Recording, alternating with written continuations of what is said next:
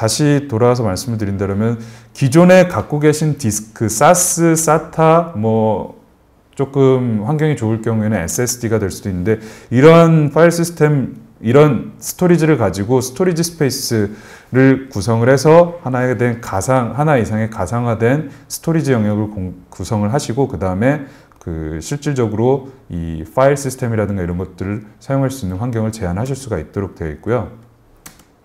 그리고 저희가 공유 폴더로 알고 계신 서브 메시지 블록 SMB 프로토콜이라고 하죠. SMB 버전을 기존 2.1 버전에서 3.0으로 개선을 했습니다. 그러면서 SMB 3.0은 SMB 네임스페이스, 그러니까 클러스터된 환경으로 그 파일 시스템을 구현을 하고 그 위에서 저희가 하이퍼V를 돌린다든가 아니면은 SQL 데이터베이스 서버를 운영할 수 있도록 저희가 성능을 상당히 개선을 했습니다. 그래서 아까 보셨던 스토리지 스페이스와 함께 사용을 하신다 그러면 SAN뿐만이 아니라 그 스토리지 스페이스 기능들을 이용을 해서도 쓰실 수가 있고 그리고 여러 가지 환경들을 구현할 수가 있도록 되어 있고요. 뿐만 아니라 그 네트워크 카드가 그 리모트 다이렉트 메모리 액세스 RDMA 기능, 저희 이제 SMB 다이렉트라고 부르는데요.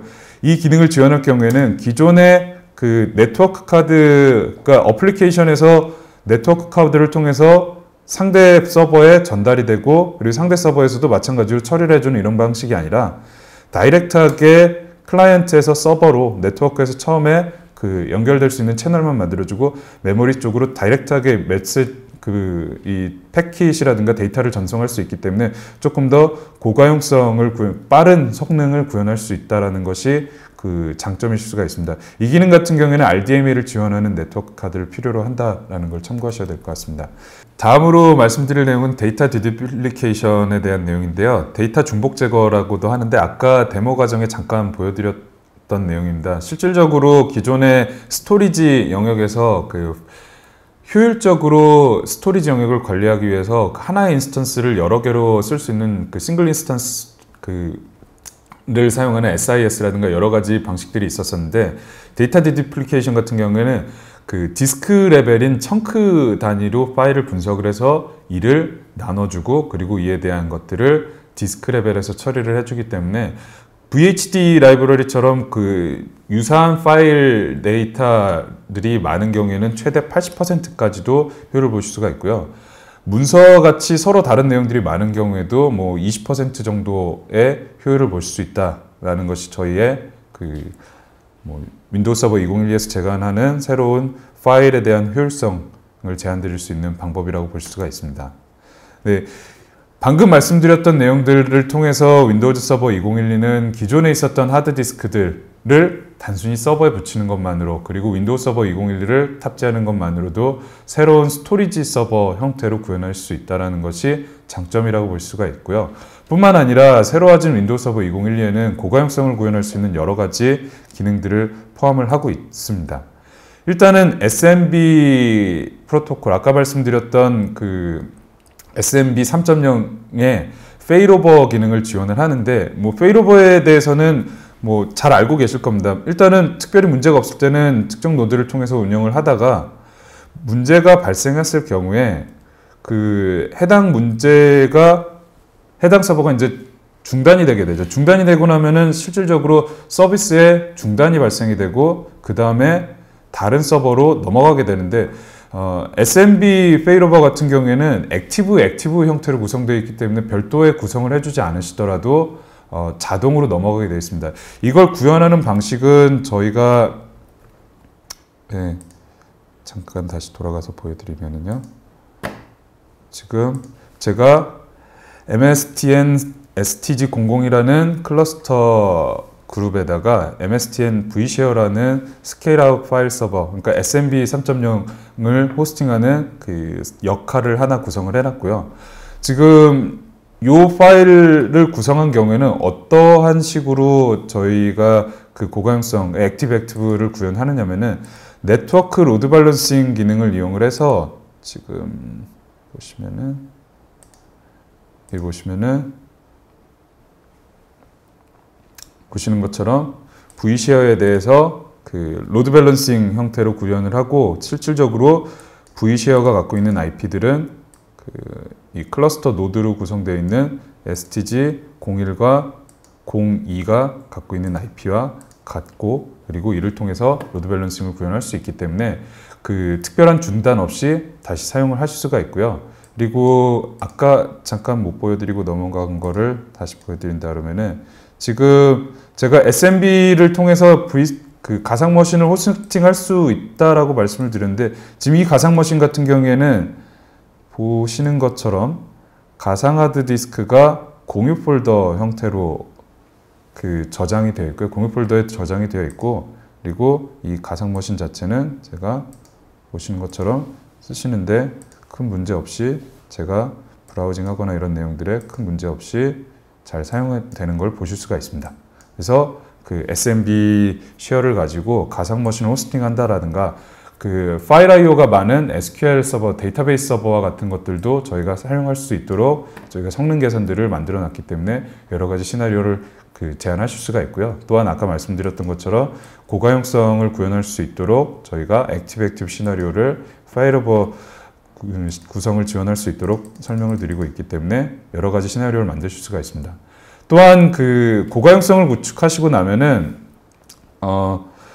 가끔 겪게 되는 일은 아닐 겁니다. 윈도우 서버를 패치하다 보면은 그 클러스터 그룹을 업데이트하는 거는 관리자가 실질적으로 조금은 매뉴얼 작업이 필요한 부분이었습니다. 하나의 서버의 역할을 중단시키고 그쪽에 있는 역할을 다른 쪽으로 넘긴 다음에 그 다음에 그 로드를 없는 걸 확인한 다음에 그 다음에 업데이트를 하신 다음에 유지관리 모드에서 업데이트를 하시고 나서 다시 그 서비스를 가져오는 형태로 작업을 하셨을 텐데요.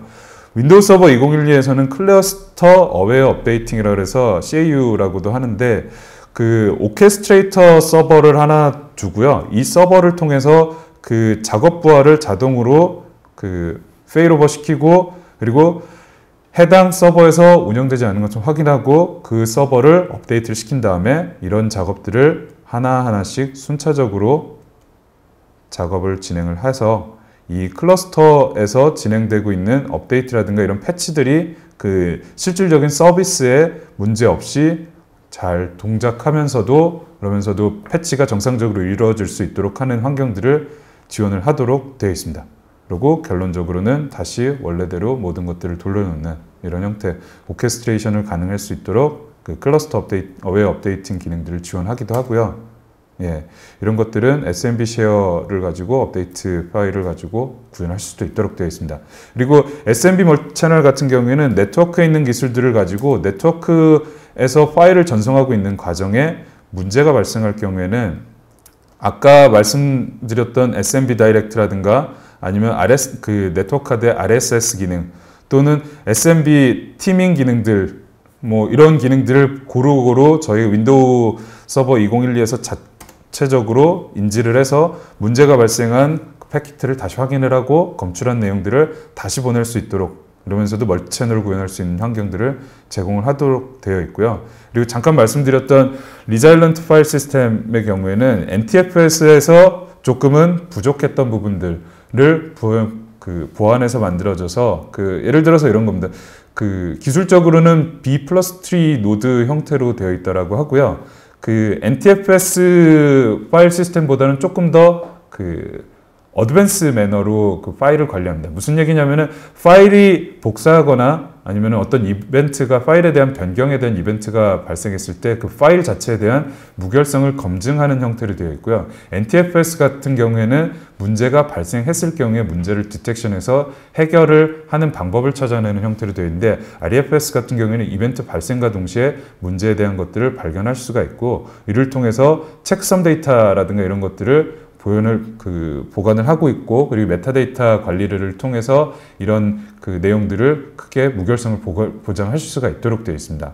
뿐만 아니라 윈도우 서버 2012에서는 체크 디스크에 대한 기능들을 강화시켰는데요. 지금 여기 보시는 것처럼 수백만 개의 파일들이 실질적으로 윈도우 서버 2008 R2까지는 파일이 증가할수록 이 체크 디스크가 돌아가는 시간이 길어졌습니다. 왜냐면은 기존에는 체크 디스크가 돌아가는 경우에는 파일이 문제가 발생했을 때에 주로 이제 재부팅하는 과정에 실행이 되는 경우가 있는데요. 아니면 관리자가 매뉴얼로 실행을 하는 거나 이런 경우가 많은데, 근데 기존에는 문제가 있건 없건 일단 모든 디스크에 있는 모든 데이터들을 다 검사를 했었습니다. 근데 윈도우 서버 2012에서는 문제가 있는 것들만 체크를 하게 되고 있고요.